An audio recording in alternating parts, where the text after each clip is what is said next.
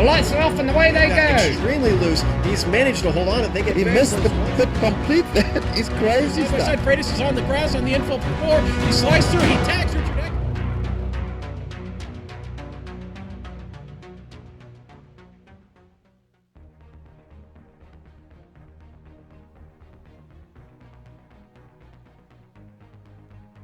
Thanks to the buoyancy of helium, we waft above the Irish Hills looking down at Michigan International Speedway, which today plays host to the We Stand United Racing League's Quicken Loans 150, the 15th round in this 38-race campaign.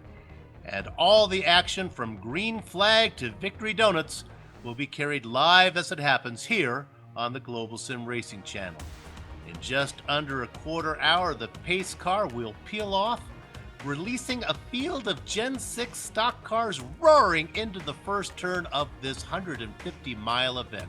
So hook up the big screen to display your internet feed, pop open a bag of better-made potato chips, pour yourself a tall, cold glass of Verner's ginger ale, pull the lever on the Lazy Boy recliner, and enjoy the 75 laps of simulated NASCAR action that will be streaming your way. Hello everyone and welcome to another GSRC broadcast. I'm your host Bill Soup Zahn. Back with me in the booth is my good buddy and go-to stock car guy Sean Crackers Ambrose. Turning the knobs and pushing the sliders is our director Jason Fleischle, and at his disposal will be the visionary camera locations provided by the renowned Dougie Beard. If you were with us last time, you saw then points leading Zach Wadet survive a Charlotte caution fest to lay claim to his first win of the season and increase his point lead. The unusually high yellow flag count of series left a bad taste in the mouths of some of the top tier drivers. Now next, the series moved to Pocono, where Trevor Varun-Varosky beat a small field to the checkered flag in a race where the top three positions were separated by only half a second. So after going through a rough patch in the schedule, everybody expects today's action to return to the clean, competitive racing that this series is known for. And Sean, what better place to get this series back on track than Michigan? In my worst Dick Vitale voice, it's Michigan, baby! We are back to the Irish Hills of Michigan. 2 miles, super speedway. Yeah, I'm going to call it a super speedway, baby. 18 degrees of banking. Got a little bit of banking on the back stretch there and some on the front stretch. 12 degrees in the back, and 5 degrees in the back stretch, 12 degrees across the start-finish line. This is a wicked fast track. Honestly, fastest in NASCAR. They don't run a plate here. Speeds, qualifying speeds, excess of 200 miles an hour. This, again, very, very fast. It's also very tricky, Bill. It's not a flat-out track. It's not your run-of-the-mill Talladega or Daytona. You really have to massage this track and have a really good setup under you, in which I've got to be honest, it's probably a good thing these guys have gotten to fashion their own setups and are running open setups here tonight, because they're going to need some help. And again, a very tricky track. A lot of history here, though. They started breaking ground in 67, opened it in 68. Kind of a model of the old Texas World Speedway down in College Station, Texas. And there's another track that looks very familiar to this, and I think the California Speedway mirrors pretty much the same type of layout, but blistering fast speeds here in practice so far today. 38 seconds, 38-1 by Trevor Varun-Varosky, getting it done, Bill. Again, that is very fast. If you start crunching those numbers to what 2 miles actually means, think about 60 miles an hour in your car, and then multiply that several times.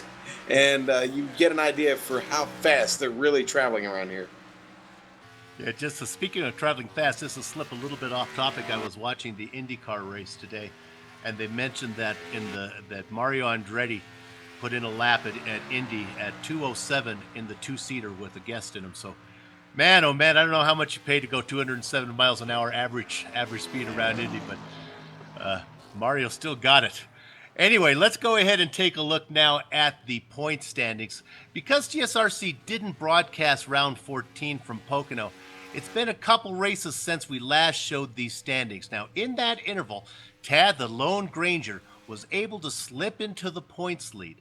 The big mover, though, was Varun Vorosky climbing from fourth to only be a mere point behind the lead, tied with Zach Wadet.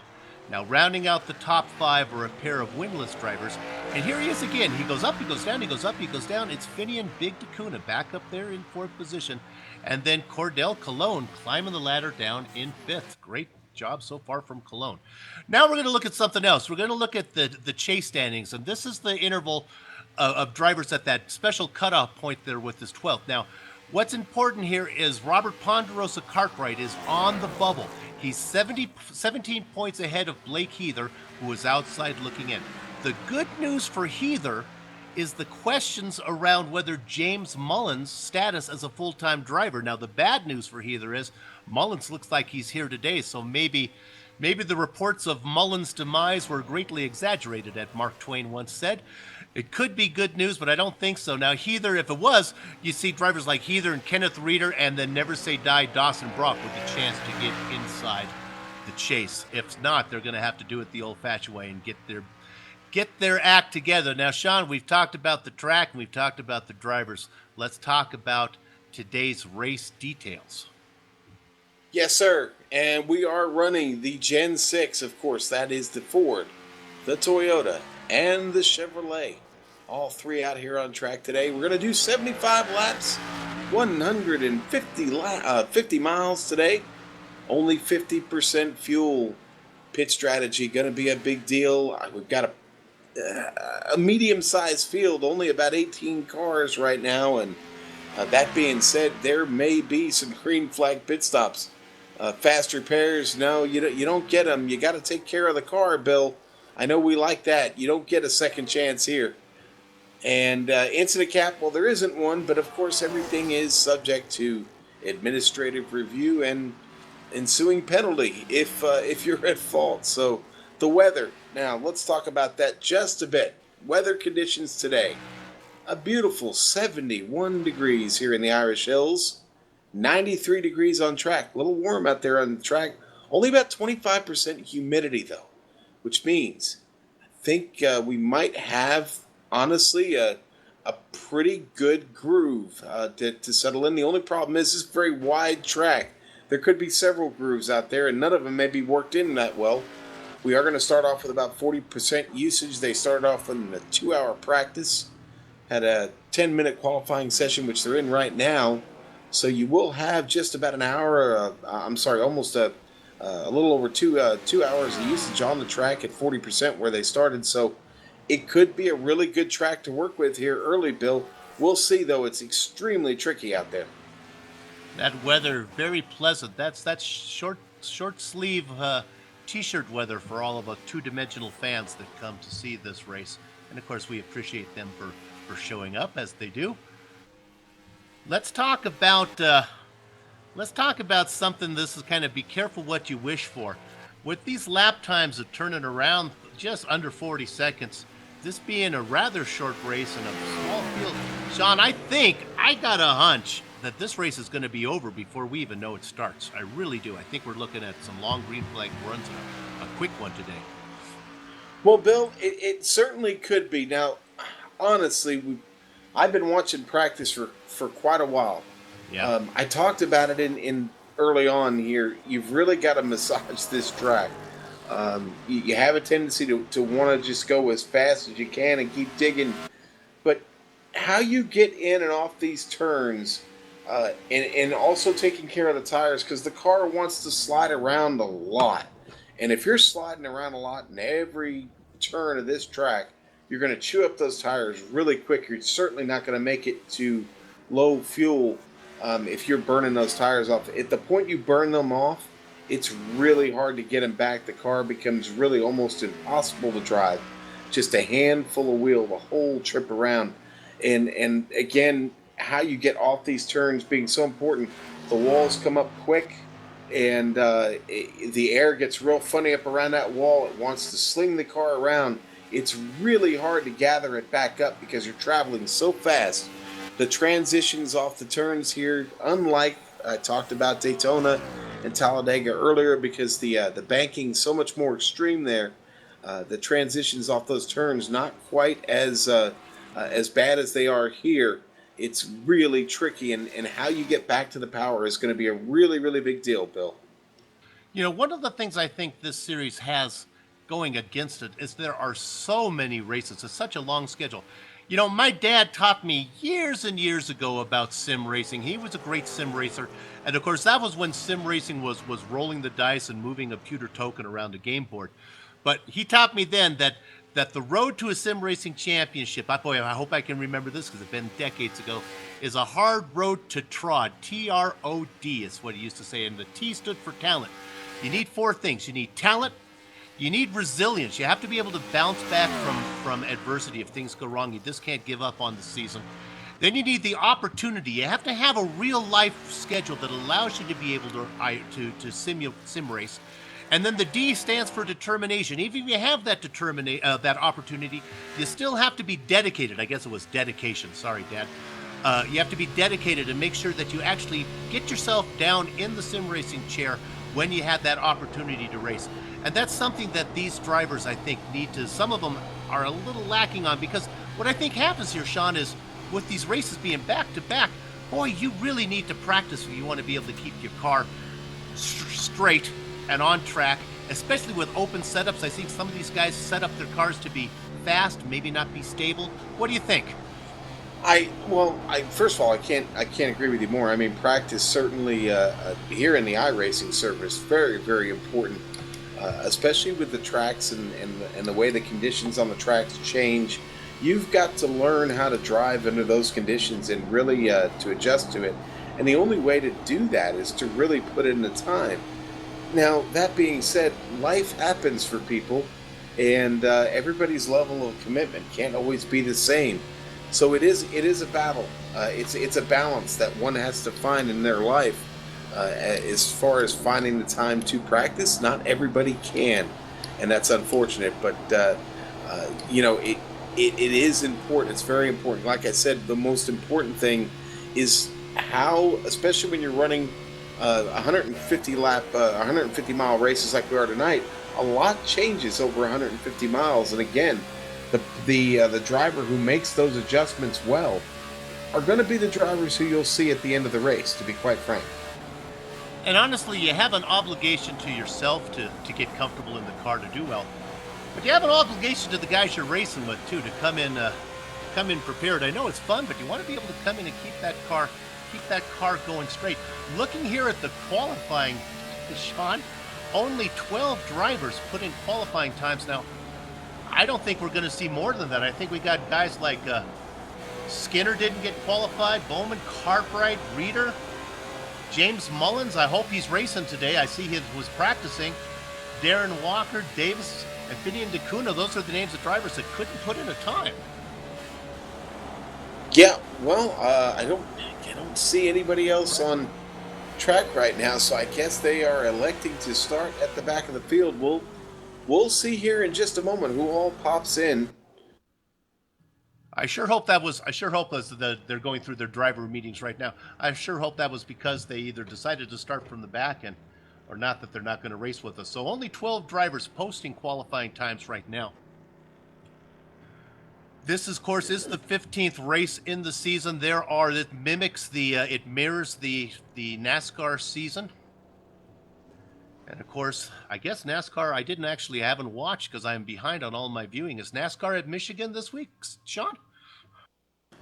Yes, sir. They usually are. Indeed they were, yes. Okay. I'm not spoiling anything for anybody. No, I am so far behind. I appreciate, I'll give a little spoiler alert here. Indy was rained out. Well, as far as I know, it was raining. It looked like it was pouring when I saw it, so I can't imagine they got that race in again.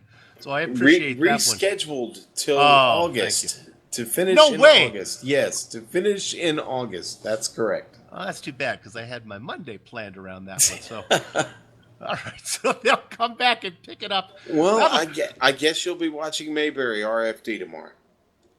Okay, that's good. not the big RFD guy. I like it when Barney's in there. Okay, are we ready to go to the grid? The director's putting up the grid right now to get us off of the Andy Taylor. I like Otis, too. Otis comes in, gets his place in the jail cell. Okay, your pole sitter, Todd the Lone Granger. Next to him, Nick Parrott. Hey, that's a pretty good start for Parrott on the outside of row 1 there. Travis Henderson, good start for him in that 24 machine up in row 2. Brad Walsh, outside of row 2. Cordell Cologne, working very good in 5th position over on the standings, and will start in the same spot on the grid. Zach Wadet coming off his first win a few races ago in 6th. Here's a new name, Tom Jenks in 7th. We'll see what he has to do. My new favorite driver, never say die, Dawson Brock. Come on, Dawson, out there. Going to get that number 83 car to the lead lap finish this time. In 9th and 10th position is Matthew Cisna, and then Alan Wiseman in 10th. Sean? All right, now we'll do this lineup, but I think we already got a couple guys that would be looking for an EOL to start this. But right now, Joshua Hallam Wolf will be starting 11th. Trevor Varosky will be starting 12th. James Mullins in 13th. Kenneth Reeder in 14th. Finian DeCuna, 15th. Robert Big Hoss Cartwright, 16th. Darren Walker, 17th. Nicholas Davis, 18th. Alex Skinner, 19th. And 20th, I've got Dakota Bowman. And I think most of those drivers actually took the grid. The only one that I don't see that went out there is Nicholas Davis. So we have 20 names that we went through. I believe 19 of them will be racing today. Yeah, not showing Nick Davis in there right now. Don't know if he's going to get started, but everybody else is in the field. That'll be 19 Gen 6 cars starting the field today, Bill. The director and Sean and I went through all of our paint schemes. I believe we're all on the same page. If I happen to call out the wrong color car that's out there, we're going to blame it on, well, let's be honest, we're going to blame it on Trading Paints, but that doesn't mean we don't love them for the job they do. I'm just tired of taking the blame for everything here. So keep an eye. That number 3 car, I'm showing it as a beautiful orange Sundrop machine. Oh, that makes me thirsty. That is Nick Parrott. Now, inside of him, a little bit back, that's Todd the Lone Granger, and that's Smithfield machine, number 8. Granger giving a little talk from the pole, telling the drivers, let's all behave. Let's get in some nice laps here. The lights are off the pace car. I believe the pace car is coming in this time. There it is, ducking in. Granger now pacing the field. He's gradually building up. Everybody looks good. The lights are green. Gather up the chickens. Take cover behind the cows because the horses are out of the barn. And Tad, the Lone Granger, tries to lead him down into the first corner, but making a move on the high side in the Sundrop machine. It's number 3 of Nick Parrott. Parrott is actually going to get that done from the high side. He has momentum and drive off of 2. He takes the lead. Granger drops into 3rd. We have trouble. Wrecking behind it looks like it was Brad Walsh. Brad Walsh got caught up with Tom Jenks, the newcomer. They get together on the back straight. Yeah, Brad got just a little tap from Jenks, and that just started a whole melee. And you see Jenks going down to the inside there, the number 1 car. He hit hard. Let's take a shot from the blimp here on the replay. Take a look from up top.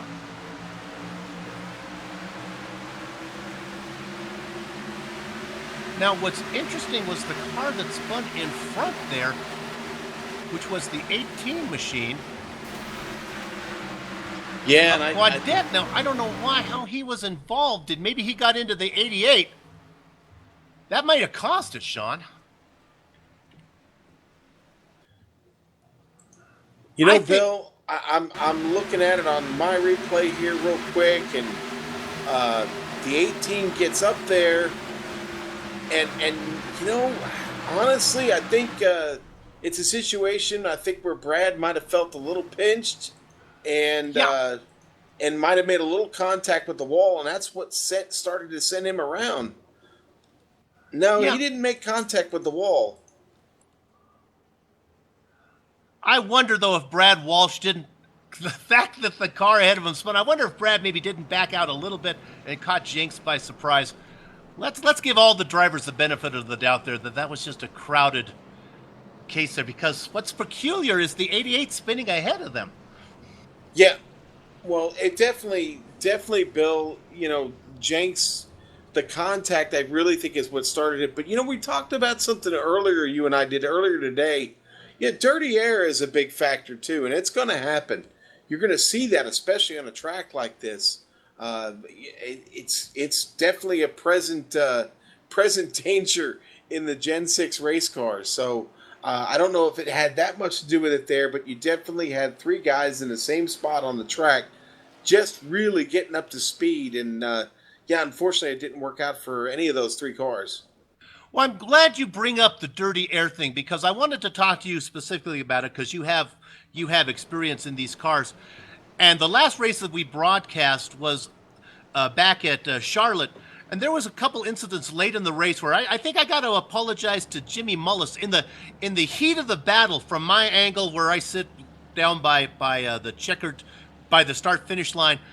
It looked like Mullis maybe had turned a couple of these cars, but I went back and looked at it on replay, and then I actually looked on it on the broadcast.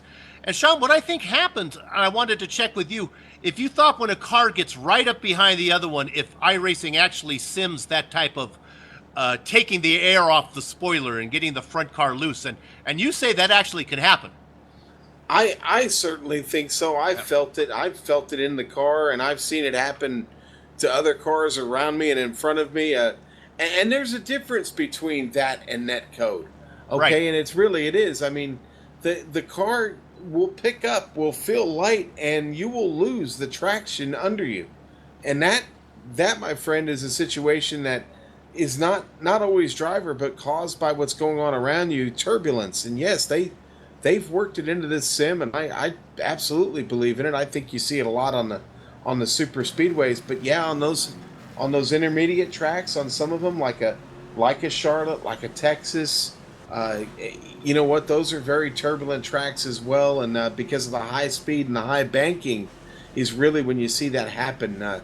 These cars get next to each other. Side draft is a big deal, but yeah, taking the air off of somebody, getting a quick run on them, and then taking it right off of them, that could definitely upset a car, Bill. Yeah, I go back to, I remember Danica Patrick going up to Denny Hamlin and saying, Denny, you can't get up behind me because you're making me loose. She spun out twice, and him saying to her, well, I need to treat you like any other driver. And then him doing the exact same thing to Casey Kane, and Casey going back saying it, and him saying, oh, sorry about that. I my bad. So, Danica, I hear you, buddy. Okay, pace car, the lights are off the pace car. Nick Parrott is going to take, I'm assuming he is your leader. Yes, he's on the inside. He's going to choose that position. The pace car is going to peel off. All right, Sean, we got the first one out of the way. That's our mulligan. Now we're going to have a good round of golf in front of us here. Birdie, birdie, birdie, birdie, birdie, and there's the green flag. Oh, but Parrott does not get a very good jump, and Granger on the outside in that 8 machine is going to drive it hard. Now, last time the outside lane worked for Parrott. Let's see if Granger can make it work for him, but he doesn't. Boy, Parrott has a car that is on rails today, but watch the drive. There it is. The drive from the outside. Granger gets momentum off of 2, and just like before, the outside lane works, and Granger takes over the lead. Parrott drops into second. Look at Henderson now in the 24 machine, battling with Cologne for fourth. Henderson's going to drive down in there, dives it in hard, secures that third position. Cologne in fourth, looking to peek inside, side by side behind him now. There's Dawson Brock. Hey, Dawson, number 83, running up, battling for the 6th position there, trying to get on the inside of Cisna. Dacuna already flirting with the boundaries of the track. A little bit of right side damage on his car already. The number 9 still tracking well, but he scuffed her up just a bit. He's tracking, following the 88, trying to catch Brad Walsh. I think we got to go back to the lead because Parrott is on the inside and he's having trouble making that sun drop machine stay down there. I think he's worrying the Lone Granger on the outside. Now they go side by side across the start-finish line. You're going to see some of these guys use that flat down on the bottom, get all the way down on the apron there. That's not illegal. 3 wide on the back straight. Henderson of the 24 machine thinks better of it. Way too early on lap 7 to be doing this, and he backs out, drops back into third. He had visions of going to the inside. Parrott now back out in front. Bill, you can already see him out there sliding around all over the place. Cordell Cologne just trying to hang on to it. Just behind him, the 27 of Matthew Cisna. I'm going to interrupt you. Let's go to James Mullins. Oh, I guess he back up. Keep an eye on Mullins for me, Sean, because I think he's got visions of getting up to the lead. He was about to split in between Weissman in the 16 machine and Wolf in the 15. Thought better of it. So watch that 5 machine as he's got another run now on the back straight. Yeah, they are definitely battling.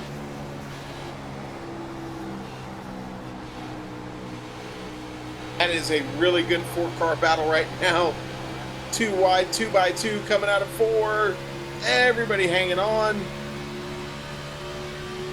Does look like Westman thought better of it, got out of it, had to hang on to get a little bit of a push in the draft. Ooh, it looks like Alex Skinner might be having some connection issues, Bill. Oh, you hate to see that. Skinner back there in the 20 machine. What Mullins is going to do is get away from Skinner. If he's having connection issues, the best way to solve that is leave him in your rearview mirror. Mullins now on the inside of Cisna.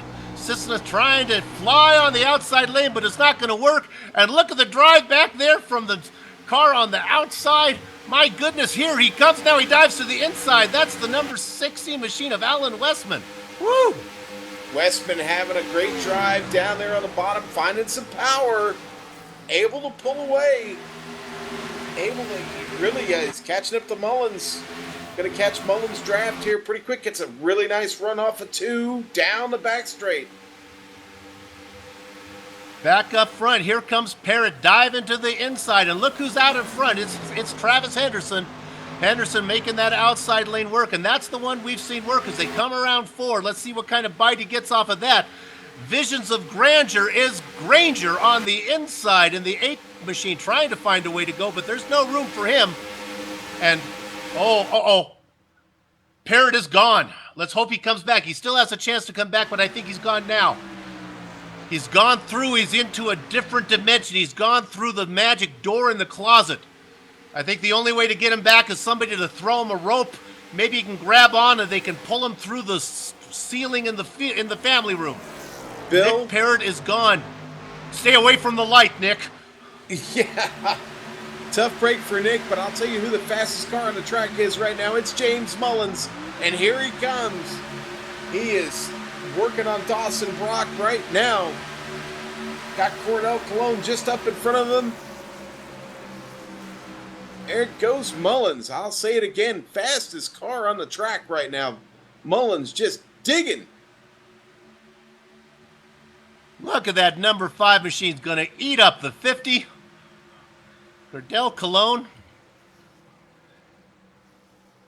Got to hang on to it. You got to hang on to it right here. You got to be very careful.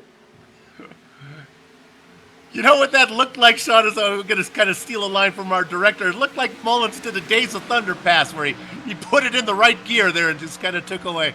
You watch Days of Thunder. I never realized flags out. All you really need to do. There's Dacuna spinning. Yeah, the big Dacuna with a spin.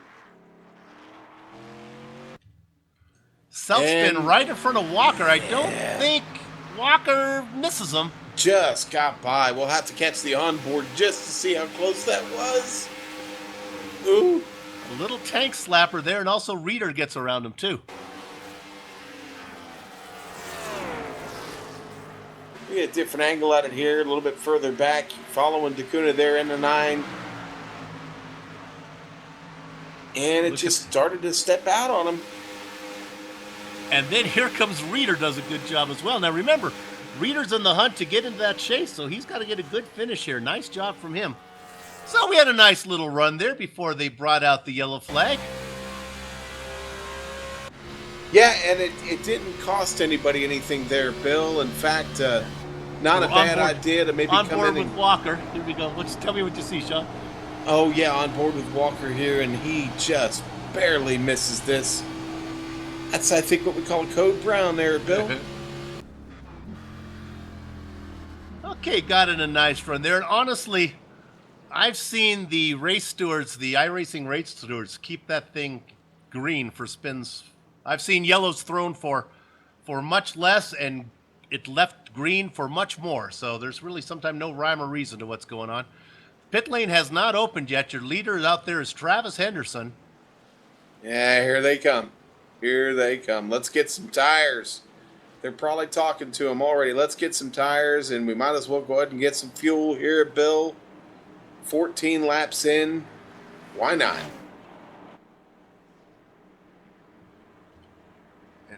And James Mullins has made his way up to third. Oh, what's Granger doing? Granger playing a little possum there. Nobody's biting on that one. As if they care, Tad.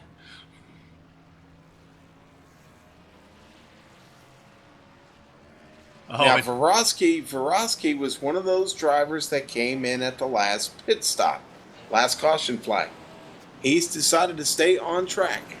Oh, and we got trouble getting off the pit lane. That's going to hurt. We're going to look at a replay on that one. Our director thinks that's worth another. We're going to go on board with Granger, see what he was looking at.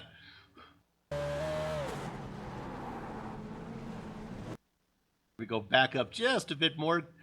Sean, tell me what you're looking at here. Tell me if you're a Granger, what's in your head right now? Oh, first of all, there he is missing his. We got a little bit too far. He missed his pit stop. That's where he had to back up now. You see, well, we'll be inside. The right side's going up. Left side's going up. He'll be leaving here soon.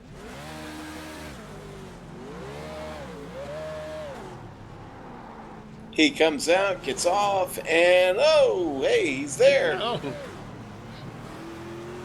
Does a really good job of getting the car back under control. Now, this is interesting. Here comes Bobrovsky and Granger now coming back in. Now, Bobrovsky stayed out. Granger actually came in and took a stop. Well, obviously, we just saw his stop. Trying to see if maybe he picked up a little bit of damage on that. Doesn't look like it.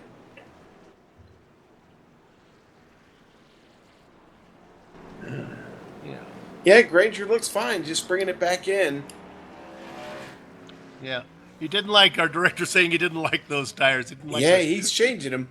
like a pitcher throwing the ball back to the umpire. Give me another one. Bobrovsky comes out now. And look at this. James Mullins now. James has no problem with a small field like this. He has no problem going to the back. The only problem I would have with that strategy, and I would tell him, James, you work so hard. You got yourself up to third. The chances of running into trouble are a lot less when you're running third than if you're running 13th. So right now he's going to come out, cycle through in 15th, Sean. Well, it seemed like once his tires got worked in just a bit there and he got comfortable, that car was a rocket ship. And, well, I expect to see him maybe do the same thing, Bill. But, yeah, he's going to have to work through the traffic to do it. Good news is not a lot of traffic to work through at this point. So maybe he can get back up there quick. We get another good 10 to 15 lap green run. I expect to see him back up in the hunt. Yeah, small fields kind of changes up again. The lights are still on, so I guess we're going to go around one more time. So let's go ahead and take a look at who we got in here now. Travis Henderson having a great race up in front. We've seen Henderson run up front before, and in fact, I thought maybe he was going to get the wave around trying to beat the pace car to the start-finish line. Oh, they're just following up there. Travis is going to take the inside line. Joshua Wolf started 9th, has moved his way up to 2nd position, having a nice run so far. Now, if you watched the last race that we broadcast, and shame on you if you didn't, it's nice to see Cordell Cologne in driving something that looks like a vehicle. The last time, Sean, have you ever seen the movies Plane, Trains, and Automobiles? You know that movie? Yes. Okay. Yes. Well, if you can remember the car that John Candy and Steve Martin, they rented a car and it caught on fire, and by the 3/4 of the way through the movie, there's not much left of that car, and that's basically what Cordell Cologne was driving last week. It had no front, it had no hood.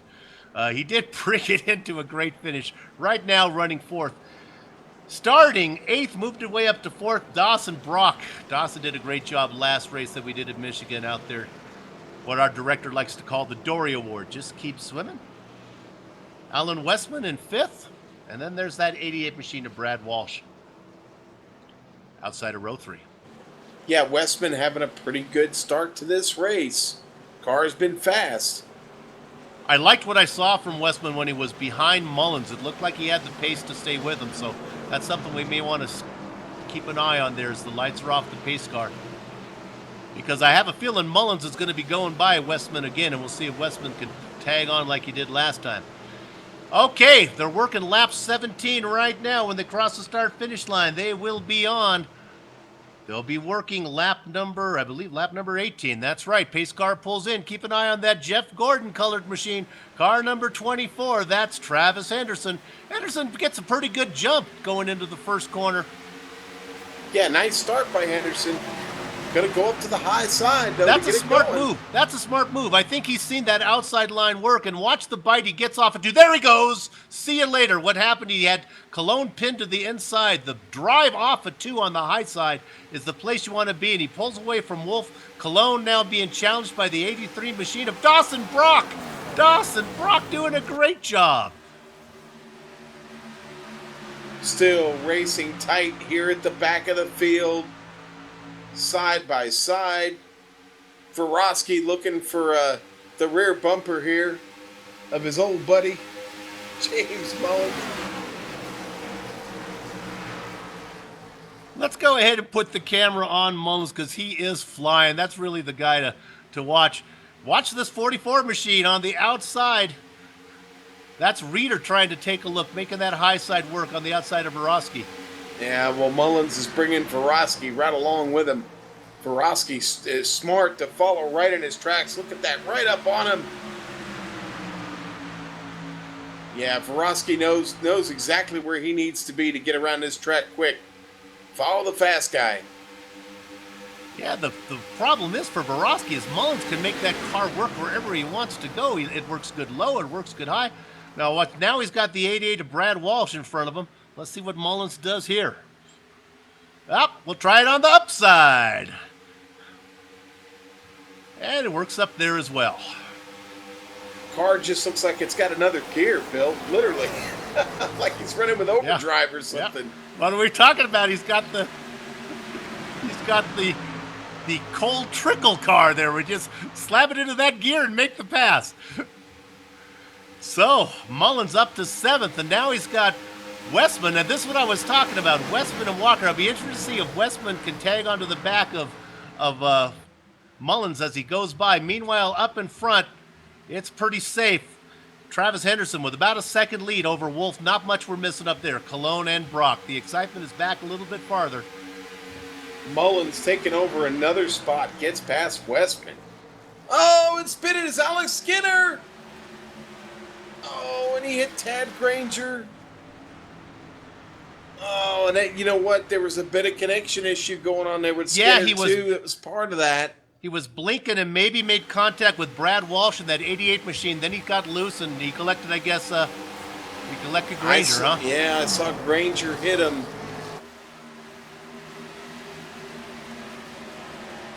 Looks like he might have started going around before the connection issue hit, but once it did, I don't know, Bill. That's a tricky situation there. I don't know exactly how to address that. They knew he was having connection issues and had warned him about it. That's unfortunate, it really is. Usually, though, when you have connection issues, usually your cockpit usually stays pretty good as the other guys that can't see. So I'd be surprised if that caused him to spin. Could have just been one of those coincidences there. Certainly it's harder to miss a car that's spinning if it's blinking on you. Skinner's car does not look like it's going very straight right now. It has a little bit of crabbing going on.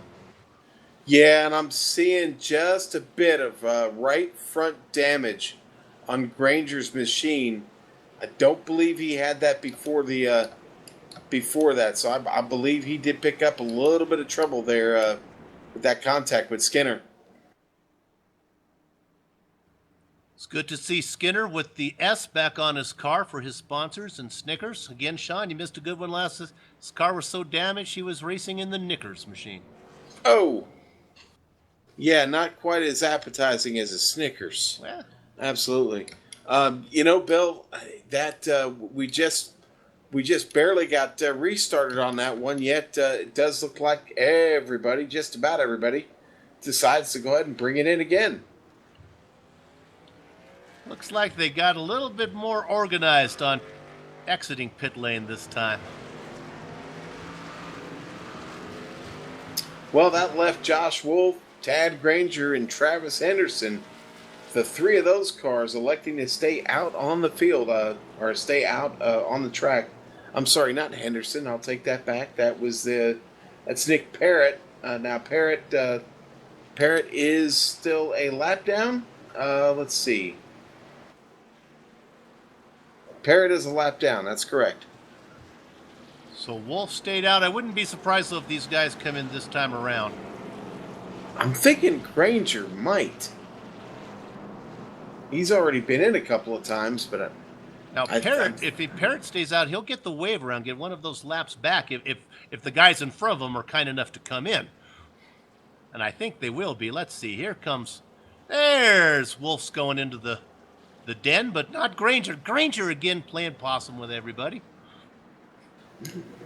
Well, Granger out there working the wheel a little bit, thinks probably the car handling okay, so he's going to give it a go here.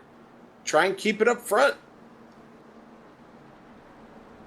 So what does this mean now? With Parrott is still the lead car of any car that is a lap down. Will he get the lucky dog here, or will he be forced to start with a car 2 laps down on the outside of the first row? I would think they'd let him go around. And thank you very much. My question is answered, and there he goes. Meanwhile, the 24 machine of Travis Henderson trying to say, I'd like the inside spot. And I guess that's how it's going to be, I guess Granger now is going to take the high side. I watched Cordell Cologne in practice, and he just didn't seem to have a handle on it. But I'll tell you what, Cordell is every restart here. We keep seeing him here at the front. I think that number 50 machine might have a little something for Michigan Speedway tonight, Bill.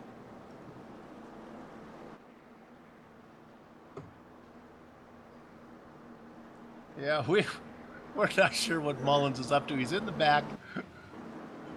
We'll keep an eye on him. It does give a little attention to all the cars he passes. Lights are still on the pace car, so I guess we're going around one more time. Yes. Yeah, Mullins definitely up for the Mover and Shaker Award this evening. He is probably he's probably gained and lost more positions than anybody in the field at this point. Maybe he gets paid by the cars he passes.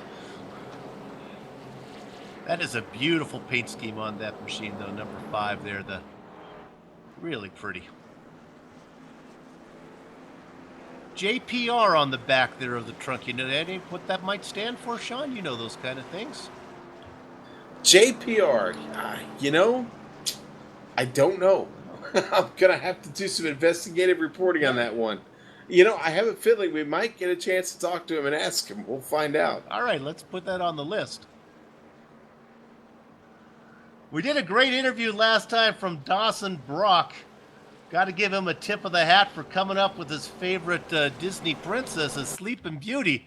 That's what we like, a little originality there.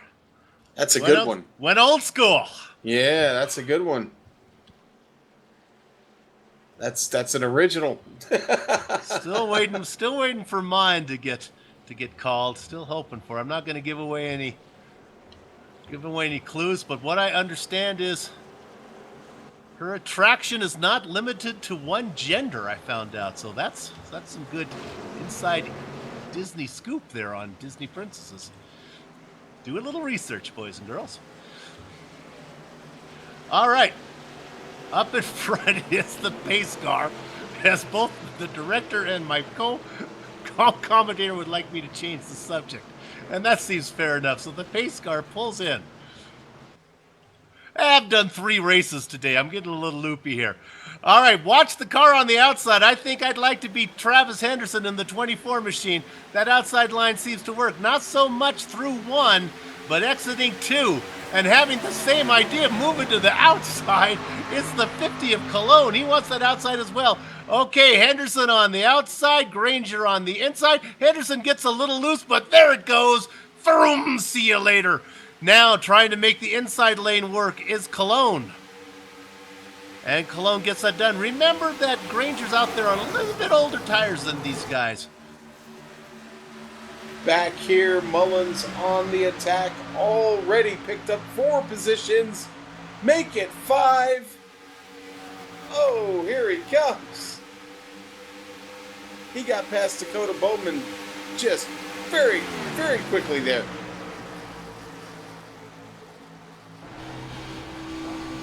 All right, so Mullins leading another pack, already breaking away for them, and he has got the 44 and the 88 just ahead of him. Watch out, Kenneth Reeder and Brad Walsh. Leaders are in single file. Westman on the 5 is on the outside. Dawson Brock in the 82 trying to go to the inside as we ride on board with Jimmy Mullins. And there he goes. He puts it in the gear again, drops it down to the inside, makes short work of, gets around the 44 machine of Reeder. Now, and the 88 machine with Walsh. Go ahead, Sean. No, as I just noticed right there, as this race goes on, they start using that flat portion there across the start-finish line. Oh, almost trouble in the back tag. Granger really loose. Everybody having to get out of the way. James Mullins has got to back all the way out of it. Several cars got by him. Granger got out of shape, and everybody had to make an evasive move around him, Bill. Good job by Mullins and the guys. And now Granger gives a little tap. Tad getting aggressive, gives a tap to the 44 machine of Kenneth Reeder. And I think we'll stay here on this battle as we watch it right there. That's the guy out in front of him is Mullins, and I think he's happy to be there. Reeder on the outside, Wolf in the 15 ahead of Granger now. Granger, remember, on a little bit older rubber. Farowski up here making a move on Cordell Cologne, getting around him. The 10 is fast. Here he comes. Cordell hanging on up top. Looking for the start-finish line. It's going to be Cordell Cologne with just a bit of an advantage as they head into 1.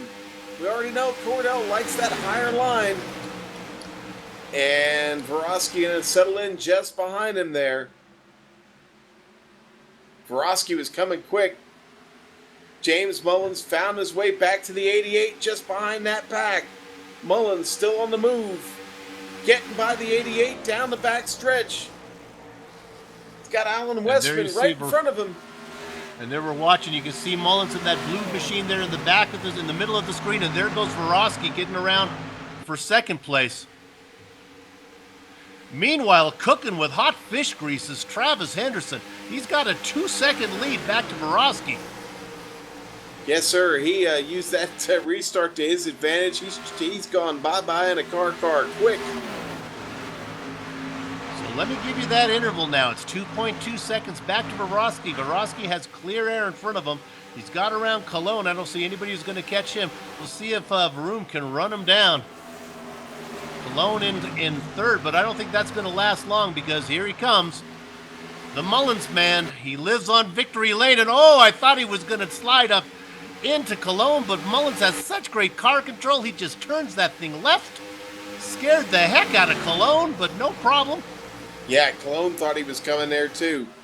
And Cologne working on him, trying to get it back. Yeah, good luck with that because Mullins puts that car wherever he wants, and now he see you later to the 10. There's the extra gear.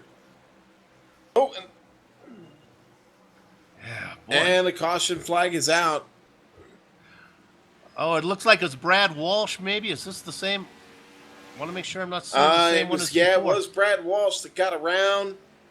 The 88 is around, and the caution is out. He made contact. Brad made contact with the 44. The Reeder. 44 was getting a little bit loose there. Kenneth Reeder was getting loose, and they got together. Just Walsh was getting a good run through there, and Breeder a little loose. Yeah, just boy, that didn't work out real well, did it? Yeah, not a good time to get loose when the guy behind you has a run and he's going to try to sneak by on the inside. It's bad timing.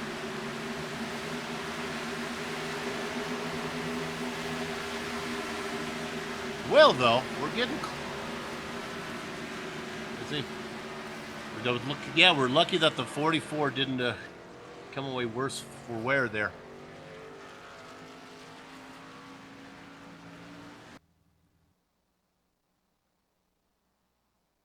We'll look one more time here, and then we'll go to break. We're looking here on the reader machine. Look at him bounce it off the wall. Oh, then he comes across, and everybody's able to get around him. Man, they go by fast. Okay.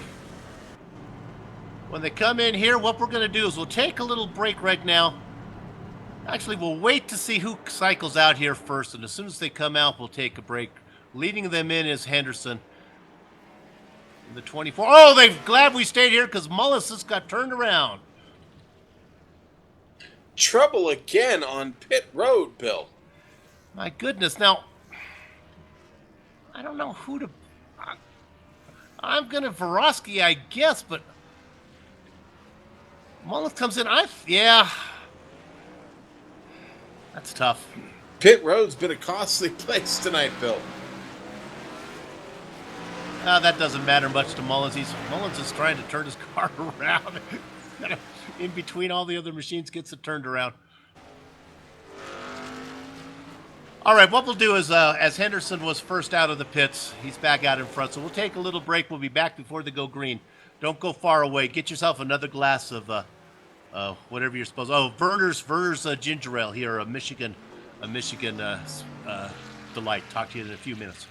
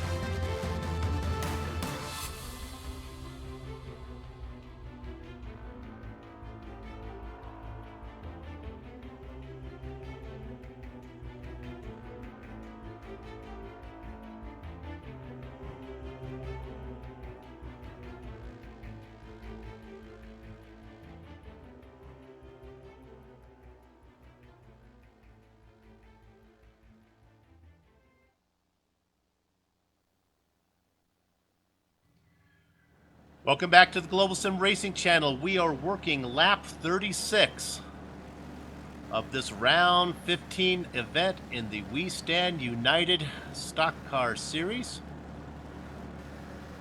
We're on the pace car right now, looking at the leader back there to the left, and that number 24, you can see the bright yellow numbers up there. That is Travis Henderson. He's chosen the outside lane. Now on the inside is Cologne. Now we look from a distance. The outside lane has been the one to choose, so keep an eye on the 59 machine out there outside. That's Dakota Bowman. Dawson Brock on the inside of row 2. I like the outside lane here. Great run, though, from Dawson Brock. Waiting for the pace car to pull in. Working lap 36. When we cross the start-finish line, that'll be 37. There is no halfway mark when you have 75 laps. It'll be somewhere on the back half of this lap, I guess. Because we're very close to the halfway. Maybe not quite yet, I guess, if my math is wrong. Meanwhile, Travis Henderson making that outside lane work. Now, you won't see the benefit of this outside lane yet. They'll go side by side for a while, and then it's see you later as they exit 2. Yeah, you really want the momentum of that higher groove. There's too much sacrifice you have to make down there low. Cordell Cologne figured it out quick and got in line. That car is still very fast. The 15 back there looking for an opportunity to take third. Watch out, here comes Joshua Wolf. Dawson Brock got third position, but he's not going to be holding long. But let's see what happens here on this outside line, because there goes the Howlin' Wolf to the inside in third right now. Now let's see what Brock can do on that outside lane. Contact, the 19's going around. Can he get Save it? it. Walker's looped it once, and he's going to straighten it out. Is the yellow out? I think we're going to stay green, boys and girls. Everybody gets by. He's out of the racing line, trying to get the car still back straightened around. Okay, there he goes. He's back under power, but he lost everything there. The whole field got away. Might need to, in that yellow Adidas machine, might need to use some of the rubber on the bottom of those shoes, because he used up a lot of rubber on that spin. Well, the rest of the field a half a track away from him, Bill. So he's got to get busy quick. Oh, trouble out of turn 2. Big trouble. Lots of cars involved. I think I saw Alex Skinner. Walsh involved, Skinner involved. Let's see who was first to go. Yeah, we're looking at is the 88 that got into the tail end of the 59. Now the 59 was able to keep it straight. That's Dakota Bowman. Oh, yeah, and the 88 just started to run up the track a little bit. The car started to drift up there and makes that contact. And again, in the turns here, that's all you need is a little, Bill. It can be ever so slight, but it's enough to get the car out of shape. You're under power, and you're already finding a loose race car at speed in these turns. Plus, he had the car probably cranked to the left already to stay off of him. Then he came down, got into Trevor Borowski. Yeah, Borowski got collected in that, and several guys actually do a really, really good job of avoiding trouble. But Borowski gets a piece of it. Skinner got turned around. Yeah, Skinner got collected really bad there, Bill. So a lot of people talking. Granger talking to people there. Yeah, and Mullis just barely got by Borowski, actually. Robert Cartwright was another one of those cars that snaked right through there. Takuna just misses the spinning car of Brad Walsh. That was an exciting one for sure. Lots of guys very fortunate. I hope they have enough ice, because it's a pit party going on. Everybody's in. Apparently, the invitation got sent out to the entire field to come on in. Afraid Brad Walsh is going to be in for a while, Bill. That car doesn't have a front end left on it. Henderson out first. Boy, and Heath been in the front. He likes the clean air out front, and that's where he wants to stay. Cologne in second, Wolf in third. And a great run from Dawson Brock in fourth. Now, this is all about even and odd here. Not so much for 1 and 2 because the leader has the choice to go inside or outside, but you want to be in the third position, or you want to be on an even number. So Dawson Brock will be starting outside of row 2. He's got to be happy with that.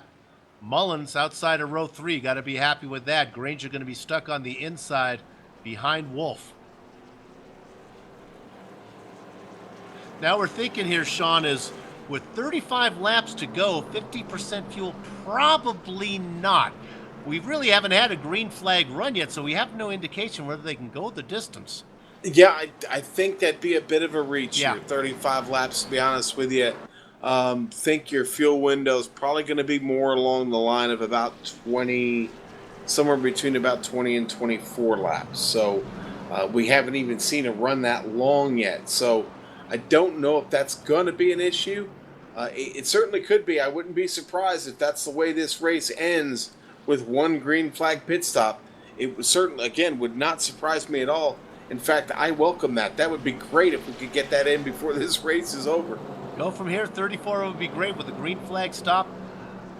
I gotta think, unless they just don't feel passing is that big of a deal, I gotta think the way these guys are coming in almost every time, the tires must be important to them. All right, so now for the first time, Mullins is going to start in 6th position. First time he's not really starting from the back. Got a little bit of damage on the car. You can see it up there on the hood. Yeah, that Ford has got a little bit of right front and even some damage on the nose there, and we'll see how that affects the handling. You definitely want to be you want to be good. You want your aero needs to be good here. This is definitely an aero track. We will see what that damage is going to do to his handling and his ability to move up through the field. Yeah, and we're thinking that damage was probably from the pit stall incident with Vorosky, where that hood is banged in. Yeah, that's pretty good damage right there, Bill. That really, really could affect how that car fights through the traffic. It may develop a bit of a push. We haven't seen that from him previously. We'll have to look out for that. That really could affect his ability to get up there. Now, he is starting in a lot better spot than he has, so we'll hope for some good fortune there for Mr. Mullins. Yeah, I haven't seen that much problems in pit lane since the Indy 500. With my God, did they shrink the pit lane there or widen the cars for the Indy 500? I've been watching that all my life. I've never seen more pit road incidents, and we're right here today. I'm so depressed. I was really looking forward to watching that Texas race. Well, here's the beauty of it. You get to take a little time off and revisit it again in August, Bill. Well, what I'm going to do is save the replay of this race I'm watching right here and watch this one again, because this is a good race right now. With 33 to go, Henderson on the outside. Cordell Cologne having a great race. Inside of row 1, it's not where I want to be. We have to start thinking strategy now, Sean. It's getting down to where it's we're not quite to your special 13 laps from now. And what time is it? It's time to boogie, baby. We're not there yet, though. We're not there yet, but I'll tell you what, with 33 laps to go and the way this race is panning out, you certainly want to find your way up near the front. You know, we haven't talked a lot about Dawson Brock. Quietly, the 83 GoPro machine is put on a pretty good show here. The Chevrolet is fast tonight, and he has managed to keep himself here up front for the whole race, Bill. No, doing well, and of course he would like to date Sleeping Beauty, so that's good to know as well. All right, the pace car's about to pull in.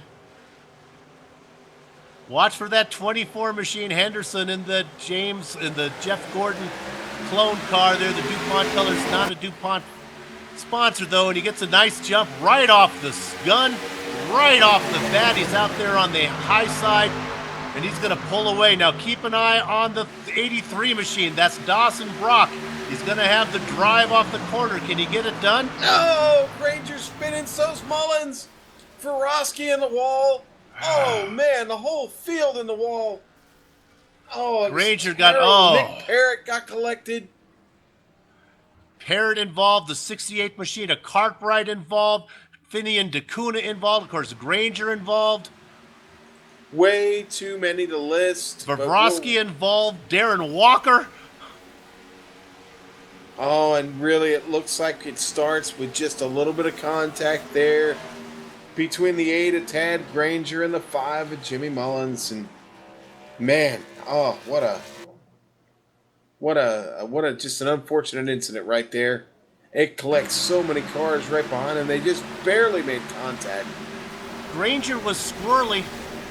On the inside. That 8 machine got up into the 5 and turned them both. And they kind of synchronized spin together. It was beautiful. Boy, that chewed up a lot of fast race cars.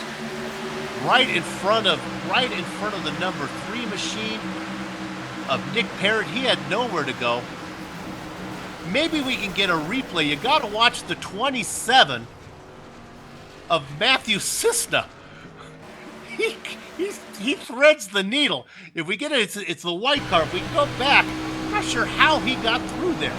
Yeah, on board with Cisna right now. Let's take a look. There's nowhere to go. Thank you very much. He is Moses and the seas parted. Oh, wow. Yeah, totally, Cisna.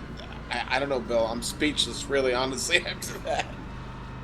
That's gonna cycle him up to 3rd place. After that, all that mayhem. So many cars involved in that, Bill. So many.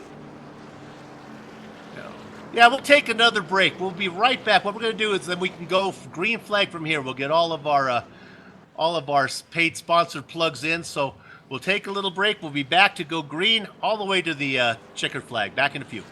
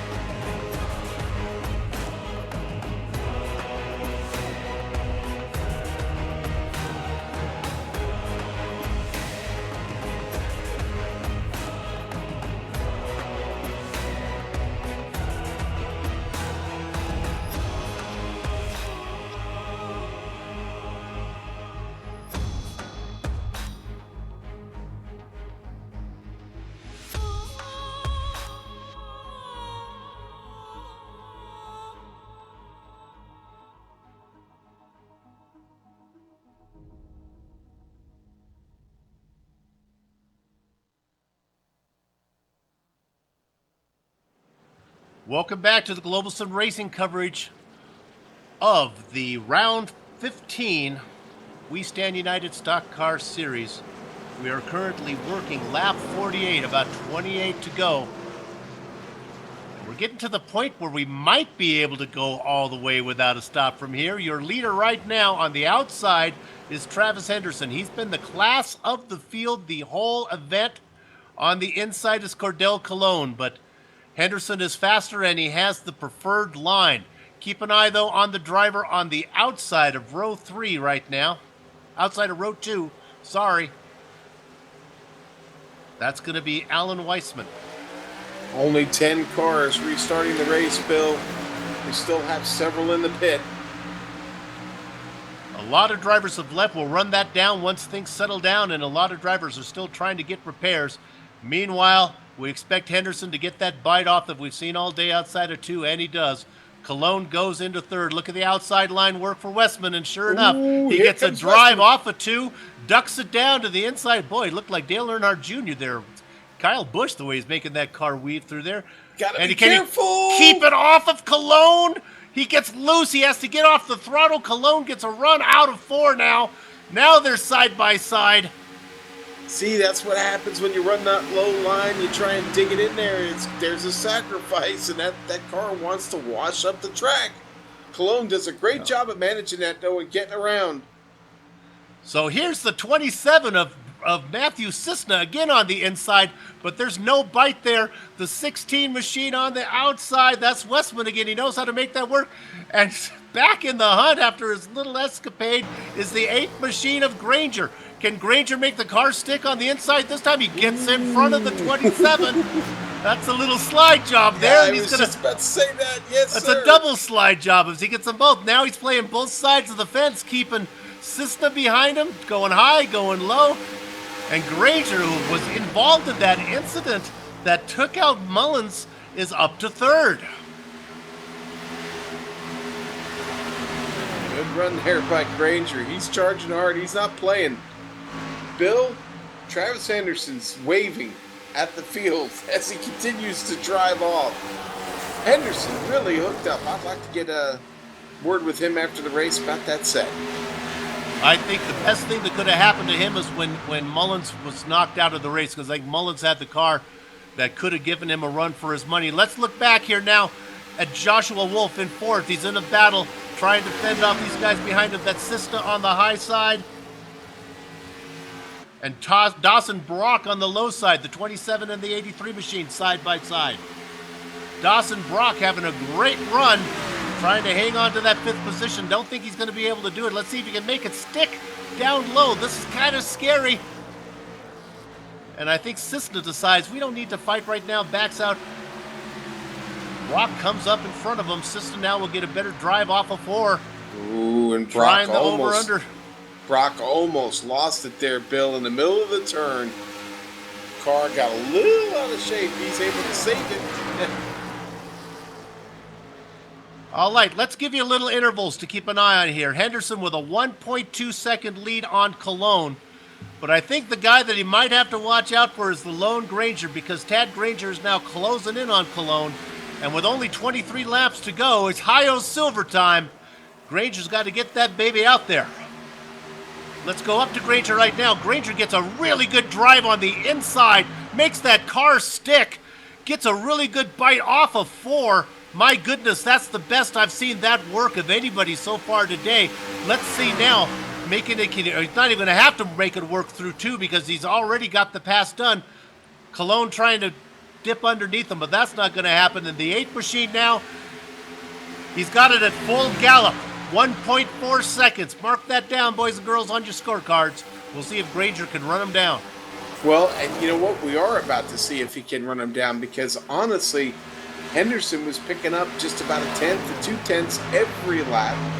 And now Granger getting around Cologne, obviously a much faster car. In fact, Granger, last lap, he was just faster than Cologne, but still not quite as quick as Henderson.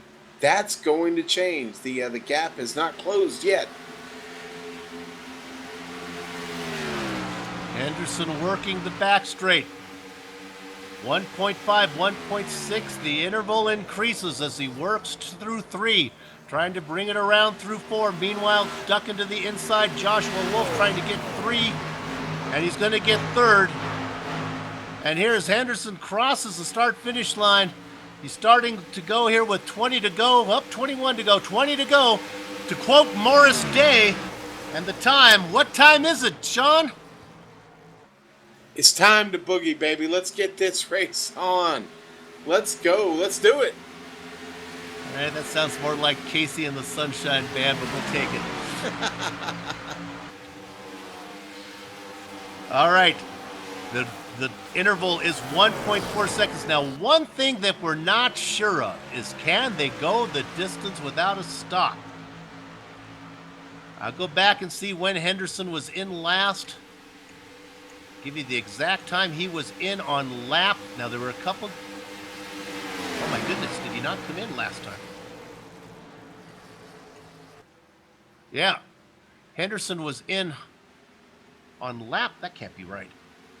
Yeah, Henderson came in at that last stop, Bill. 16 laps on this stint right now. That, yeah, do a little math. That's 16 to 19. That's too many.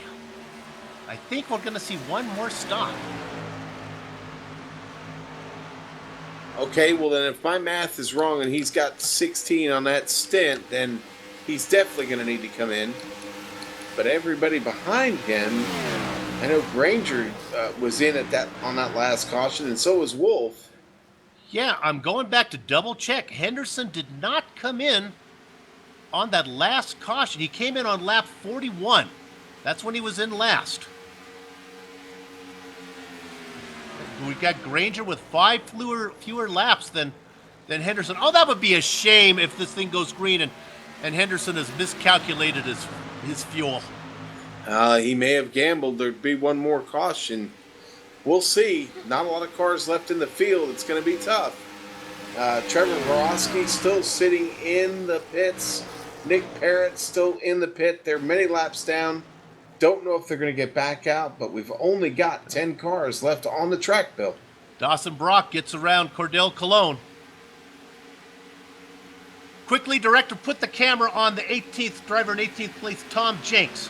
Jenks was in the pit. Zach Guadet came out, ran a few laps, and got ahead of him. Guadet retired. Well, just to give Guadet a hard time, Tom Jenks decided, I'll get back in the car and get my position back. So out there running now, moving up into 18th spot is Tom Jenks. But Jenks was 17 laps to go. There's not enough room for you to get any more, buddy. So you're just out there having fun now. He's having fun handling a really, really bent-up race car, Bill. The poor Jack Link's machine has seen better days, sir. Yeah, maybe he's hoping somebody's going to get some penalty laps and they'll take laps away from somebody. Let's do that. Let's do that interval right now as we're looking at Cologne here under attack from Westman. Boy, Westman has really been impressive in that 16 machine. He certainly has, and Cologne looks like he started to fall off pace just a bit. Westman trying to get around, dives to the inside. Ooh, that was tricky. I'm not sure if he got loose or decided that he was going to go to the inside, or the car decided for him. Now, Cologne's been stronger up in this groove here up top. Can Westman hang on Oh, down no, there? he had to. Good job from Westman to lift there and get off. And now Cologne gets off in the wall. Some good battling going on, so Westman gets the best of that one. Now Cologne's in jeopardy of losing that spot to Cisna. Cordell Cologne working on that sponsorship with Quikrete. Seeing a little bit of that wall and gathering, probably collected a little bit of concrete in the right rear fender there. Yeah, now Granger, which we thought would make a run up to Henderson, has really not been able to make any ground. But what has happened is the Howlin' Wolf and that 15 machine has got to the back of Granger and is now looking to see if he can get around him. He's got a pretty good run down the back straight. Let's see what he can do. I know Granger's really good when he takes the car low. Now, to Granger's credit, he hasn't lost that much to Henderson. In fact, the gap hasn't spread out that much, only about 0.2 of a second since he got to that position. But yeah, now with Wolf back there fighting with him, that is now all of a sudden allowed Henderson to start opening it back up a little bit. He's now up to 2 seconds, Bill. And I want to see if I go back and check my chart here and see when Wolf was in last, if he's on the same pit strategy as Granger, or if he was in the same time. He came in on lap 46. Wolf and Granger pitted at the same time, so they are on the same strategy. And now here comes Wolf. And he gets that pass done. Granger's going to tuck back in behind. That, Sean, could be a pass for the win if Henderson can't go the distance. Well, we're going to see Henderson getting down into what I believe to be his fuel window. He's on the 23rd lap on that tank of fuel and those tires. Car is still looking awful fast, though. That's gotta be a credit to the setup that young man's got under him. The Exalta number 24 has been just on point tonight. Not a mistake from Henderson. Looks like he might have to make a green flag pit stop, though, here pretty soon. I would think Henderson's smart enough to know not to stay out if there was a chance that anybody else could go green. So I gotta think here as there goes Granger now ducking underneath Wolf. And if fuel was an issue there, I'm not sure I'd be seeing these guys battling. So I think everybody knows it's what my partner says, it's go time.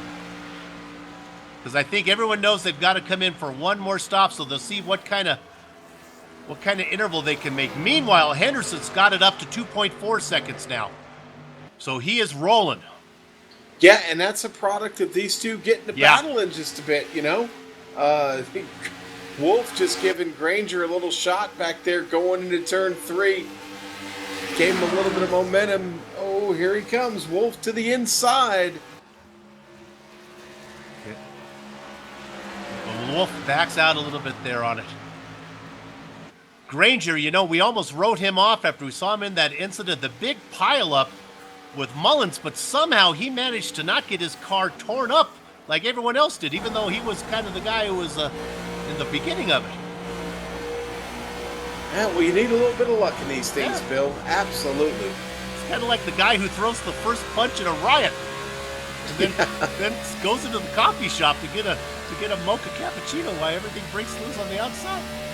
He's out there racing. Nice job. Now beginning to pull away a little bit from Wolf. Still waiting for Henderson, who's got it up to 3 seconds. Yes, he does. Man, what a run for Travis Henderson tonight. Putting on quite a clinic here at Michigan. Better be taking notes. Not out of the mix is Dawson Brock in 4th position, just sitting back there waiting for a mistake to happen up in front of him. Actually, Dawson, probably one of the coolest customers out here tonight. Solid run for him. And you know what? Those two make a mistake, get to fighting too hard. Dawson could be looking at a podium. Yeah, absolutely. And there we go again. Granger now. 8 laps to go. We are getting close to the point. We are getting very close to the point where if we don't see Henderson come in soon, I'm worried that he may be caught out. Because it's about a 6-lap difference between these two guys. Yeah, and I could be totally off on those numbers, Bill. I think I'm pretty close. I did a couple of different runs, and I think I'm going to be pretty close on that. So Henderson's got to be just begging for a caution right about now. The battle between Granger and Wolf might just bring one out. Well, see, what the viewers don't realize is we actually know if Henderson could go there. We only plead ignorance to help increase the drama of the race. So, will Henderson pit or not? Well, we really know, but we're not telling. Henderson stays out now with 6 to go. But what I'm saying is, Sean, this is getting to the point where it was about a 6-lap difference between what Henderson did and what Granger did. So I got to figure if Henderson can go this far, it probably means that Granger and Wolf can probably do it too. Well, you know, Henderson has opened up enough of a lead now where he could maybe could start backing off just a little bit, not too much. Granger is really slow. He had to check it up. I guess it was a checkup maybe to keep it off the wall, or maybe it was to get off the gas to keep it out of the pits. I don't know. No, he's got it back now. Here comes Dawson starting to make his move, Bill, very quietly. He's creeping up. Oh, yeah, he is in the hunt.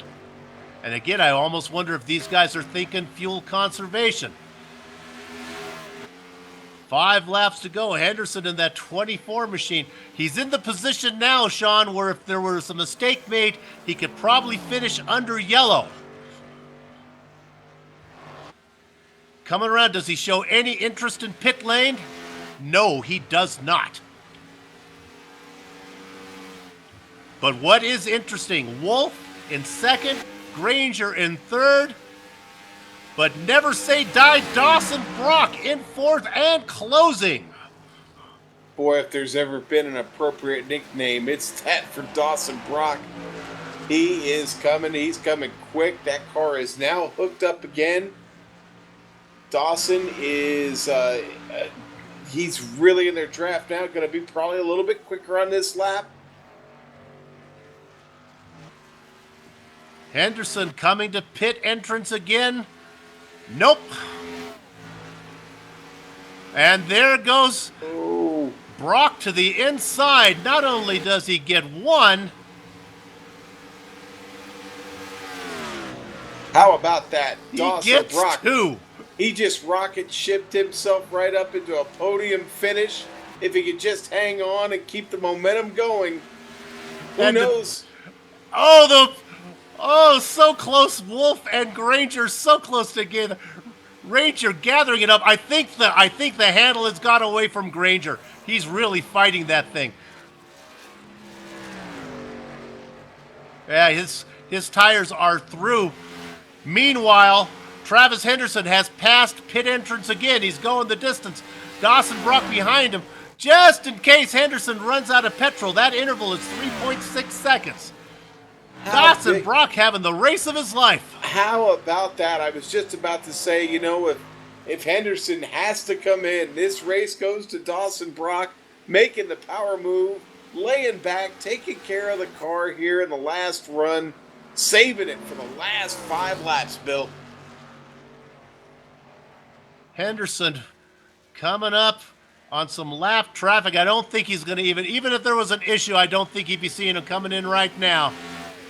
He gets to the point where he can coast it around. White flag lap to go. He's got Kenneth Reeder in front of him. The interval is 2.9 seconds. 35 laps for Henderson. He's done on a green flag run. 2.9 seconds. He's going to sit back. Is he going to even challenge Reeder? Does he even want to mess with Reeder? I don't think so. 2.7, 2.6, 2.4 for Henderson. 2.3. Henderson trying to get there. 2.4 is the interval. I think he's going to bring it home. Not going to make for a pretty picture as he follows the lap car across the start-finish line. Your winner, Travis Henderson. Dawson Brock takes second. Joshua Wolf brings it home in third. Granger able to manage to limp it in fourth. Alan Westman in fifth. Cardell Colon across the grass in sixth.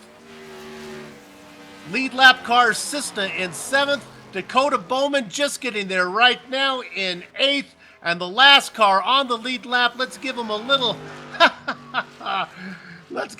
screen time. It's Kenneth Reeder because he wasn't lapped. He gets to go that one extra lap thanks to Henderson. Comes across in ninth. And honestly, I don't know if there's many other cars that were still out there, Sean. I think that was about all that were running. Tom Jenks kept it on the track, Bill. Good for him. Jenks running out there. He's 45 coming around laps now. down. He's coming around now for his finish. 18th No, he already position. did. I'm sorry, he already did. He's coming into the pits, though, but he did finish the race. The Jack Links machine managed to bring it home. Yeah, bring it home and all the way around to the pit box. Okay, we're going to take a short break and come back with some interviews.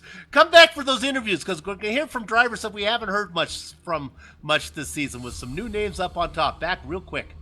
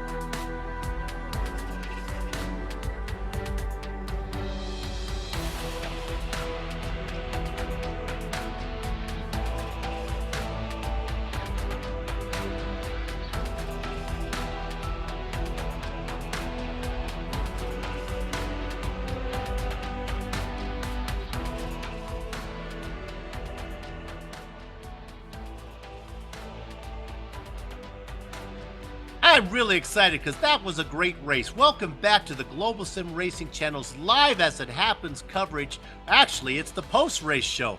I'm so excited I forgot where I am. What a great race we just saw from Travis Henderson, who was able to do an entire green flag run. Woo, a long run to bring home this victory. Congratulations to Travis Henderson. Another great performance was from Dawson Brock, who I actually thought might be able to bring home a victory if Henderson ran out of fuel. He finished 2 seconds back. Joshua Wolf and Tad Granger put on a great show for third and fourth. Alan Westman making some impressions on his, I'm not sure if he's raced much with us before, but certainly is new to my memory. So great job from here. And Cordell Colon in sixth. Matthew Cisna had a great parting of the Red Sea to bring that car home nicely clean in seventh. Dakota Bowman in eighth. Kenneth Reeder, last car on the lead lap in ninth. And then Trevor Varun Borowski. Well, he was the first car any laps down, but it was 30 laps down in 10th. Sean? Yeah, and it's going to be Finney and Dacuna taking 11th there. Just one more lap down there from Vorosky. Darren Walker going to be 12th tonight. Robert Cartwright going to have to settle for 13th. Again, trouble for these guys. There was a big accident and they collected a lot of good race cars and unfortunately ended their nights. Nick Parrott with the 14th. James Mullins, who really we thought had a chance to win this race, going to suffer, though, 15th tonight. Alex Skinner, 16th. Brad Walsh, 17th. Tom Jenks makes it to the finish, 18th. Zach Guadet, going to settle for 19th. Nick Davis never actually took the field, so he doesn't count, Bill. All right, let's go to some interviews, and we're going to try to get 4 drivers in here today because we want to talk to all these guys. Let's go ahead and take our top finisher that I see that we can run down, and it looks like it's going to be Dawson Brock. So, Sean, why don't you talk to Dawson? Dawson Brock, welcome on in here, sir. What? Hey. What a power move there. It looks like you were saving it for those last 5 laps. Talk to us, sir.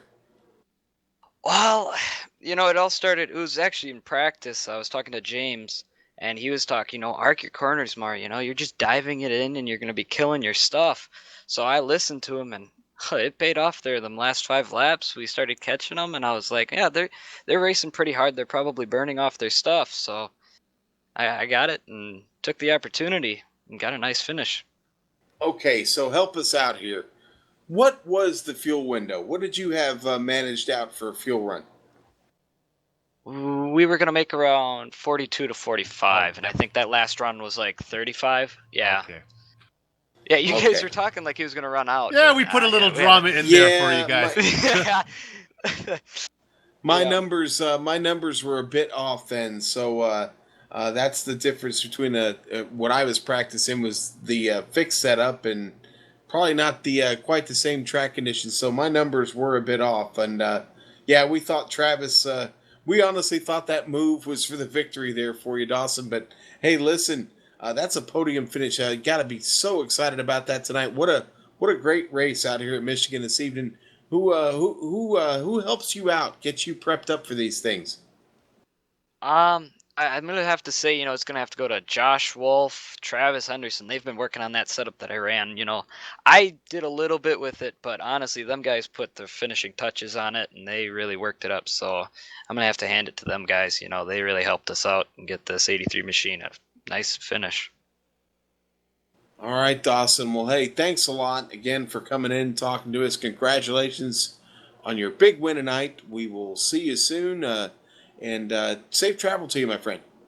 All right. Yep. Sounds good. See you guys. Thanks for broadcasting.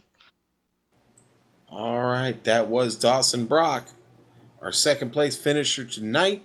Sean, I've got Tad Granger here. I want to talk to Tad.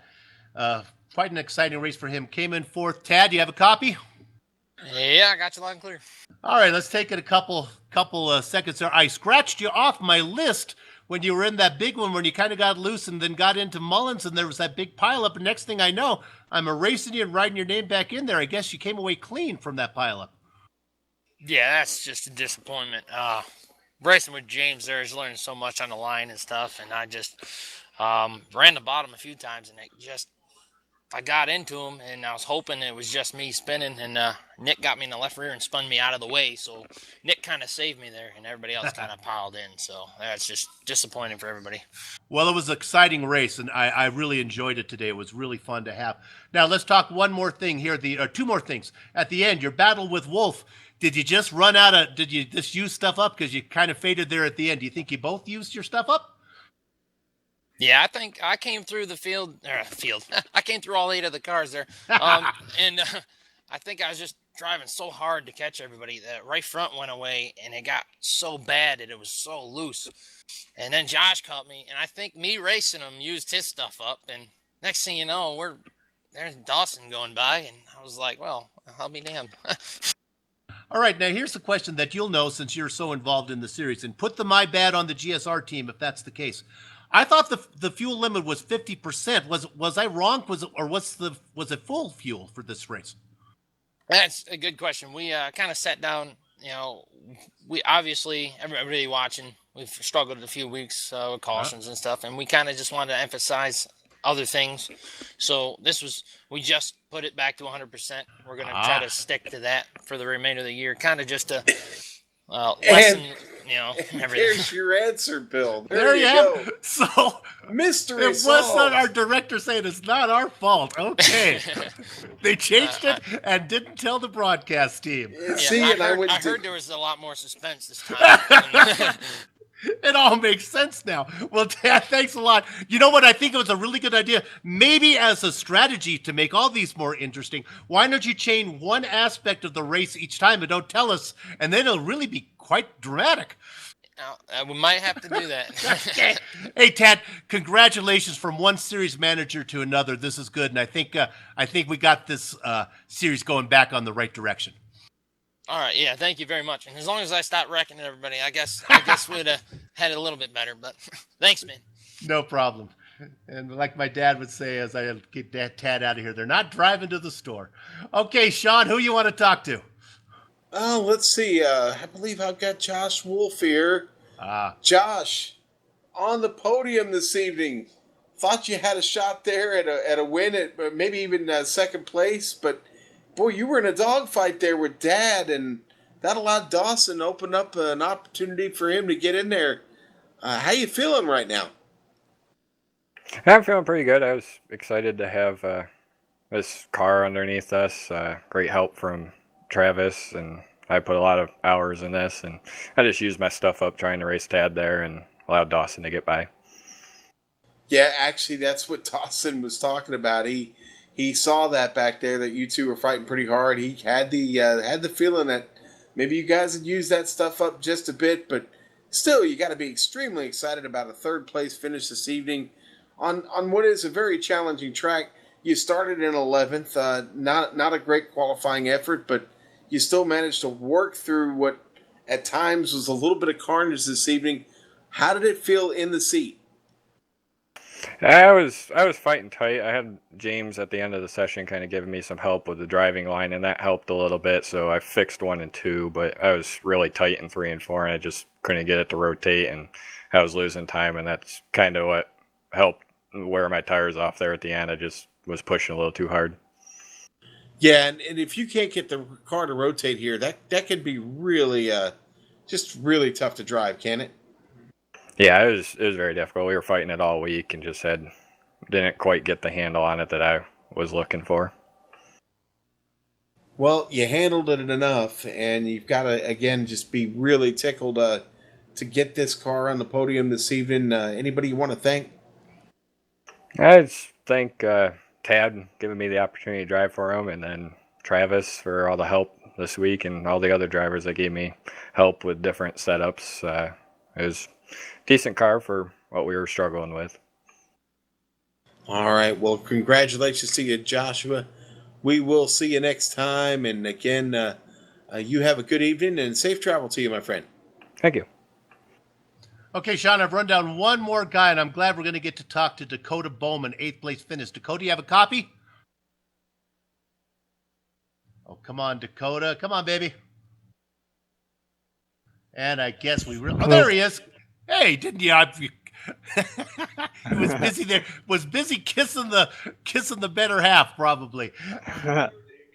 Hey, Dakota, nice job. 8th place. Is that your best finish so far this season? I think it was a 4th place finish at Bristol. Had a nice run. Were you involved with any scrapes? Or it looked like you were pretty clean for most of the way. Did you avoid most of the trouble? Yeah, I think I had spoiler damage on my right side. Well, it's nice to see you bring it home on the Pace Lab. Let me ask you a couple personal questions because we haven't had a chance to talk to you before. Do you have any 8 brothers or sisters? And if you do, are they named after states as well? No. I have 2 older sisters. Oh, not one in like Louisiana or No. is that okay, well, that's too bad. That's disappointing. Well, let me get to the real important question that everyone wants to know. Who's your favorite Disney princess? Oh, let me think about that. Oh, come on. Have any of the drivers watched the post-race show? I ask the same question every week. All right, who you got? Now, go back, and I'm waiting for mine to get called here. I want Probably Snow White. Snow White is good. Okay, Snow White is a classic. Good for you. All right, this week I am Destiny Dakota. I'm adding these things up. You want to be on the winning pick here. In fact, the drivers who pick the winning princess, I think we'll have some type of prize for them. Dakota Bowman, congratulations. Anyone you want to thank before I send you out of here, Dakota? Speed 77 Radio, Race Chaser Online, Luca Jam, Braden Lee McMahon, and Matthew Cisna. Mom and dad too. Yeah. Okay, there you go. Yes, if anyone you want to thank, hey, quite a list. Dakota Bowman, nice job. 8th place finish today. God. Sean, these guys have got to go to the Michael Waltrip School of Interviews. You got to get those plugs in quick. Well, hey, hats off to Dakota. He had a list ready. He sure did. He sure did. All right, we're going to wrap it up. And boy, am I excited to be able to have a great race. And it was exciting. And it was fun. We'd like to thank everybody at the We Stand United Motorsports for organizing this series and contracting with GSRC to broadcast it and changing the rules and not telling the announcers. We know you have many choices when you fly, and we want to thank you for flying GSRC. Thanks to the company's equipment and software that you see on the screen right now that we use on the broadcast. The original music that you heard on today's broadcast, well, 2 guys are responsible for it, and Sean and I, it's neither one of us. It's Eric Echolm and Casey Lalonde. So go to the screen and contact them to download some of their digital music. You know, thanks to my mic mate, Sean Ambers. Always fun to work with him. Our director, Jason Fleisley, who was feeding us some great information all race long. In fact, he was being so helpful, we're going to stop thanking him for doing it during the race, make us look a lot smarter than we are. If you'd like to find out more about GSRC, you can find all the stuff you want to know at globalsimracingchannel.com. We're also on Twitter at GSR Channel and Facebook at Global Sim Racing Channel. Hey, the next race for the We Stand United League is June 26th from Sonoma, but sadly, it's a road course, and GSRC will not be covering that one. Maybe they can switch if I want to cover the road course, but we will be back for the next round, July 3rd from Daytona for the We Stand United 150. How appropriate that the We Stand United is so close to the 4th of July. So be back for that one. For details about all the upcoming races on the Global Sim Racing Channel, go to globalsimracingchannel.com. And now that the housekeeping is out of the way, it's time for us to go have fun storming the castle. This was my 3rd broadcast of the night, and I'm still can do another one. So until next time, race clean, race hard, and we'll see you on the track.